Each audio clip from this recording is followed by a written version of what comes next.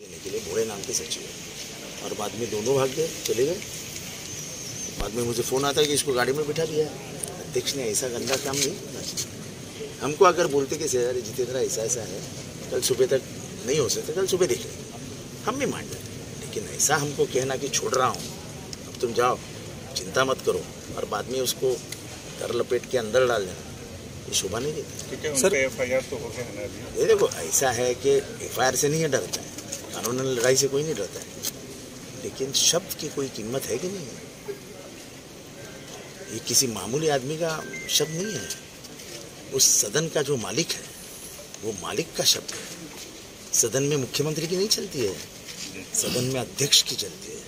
अध्यक्ष कहता है कि मैं छोड़ रहा हूँ और बाद में छूट के से दूसरी कार्रवाई होती है, अध्यक्ष को ये शोभा नहीं देते। सर, एकंदरीत पाहायला गेलं तर संपूर्ण जो आहे तो घटना जी घडलेली आहे ती विधान भवनमध्ये घडलेली आहे, परंतु अध्यक्ष किंवा कोणत्याही विधान भवनच्या कार्यकर्ते पोलिसांकडून नसेल तर थेट मुंबई पोलिसांकडून किंवा पोलिसांकडून कारवाई करण्यात येते। ह्याकडे प्रश्न तसा नाही, प्रश्न हा आहे की अध्यक्ष खोटं का बोलतात?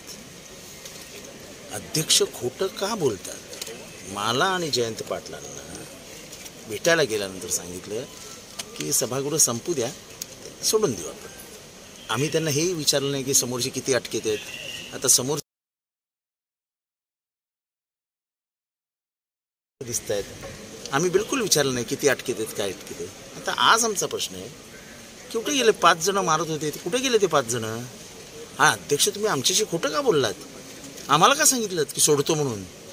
सचिव भोळे मला स्वतः सांगितलं सोडतो म्हणून, अध्यक्षांनी मला आणि जयंत पाटलांना स्वतः सांगितलं सोडतो म्हणून। हे असं दुहेरी का चाल खेळायची? पोलिसांवरती दबाव आहे 100%। सरकार पोलिसांकडूनच आज कोलॅबोरेट करते। सरकार पोलिसांना आपले हस्तक बनवतात। पोलिसांवरती आमचा अजिबात काय आक्षेप नाही। काय करणार बिचारे? आता 2 वाजता त्या मुंडे साहेबांना फोन आला, ते yes sir no sir, yes sir no sir, yes sir no sir, काय करणार? बिचारे पोलिसांचा काही दोष नाही। जर आमचा मालक विधानसभेचा सर्वेसर्वा अध्यक्षच जर आमच्याशी खोटं बोलून आम्हाला फसवत असेल तर आम्ही न्याय कोणाला मागायचा?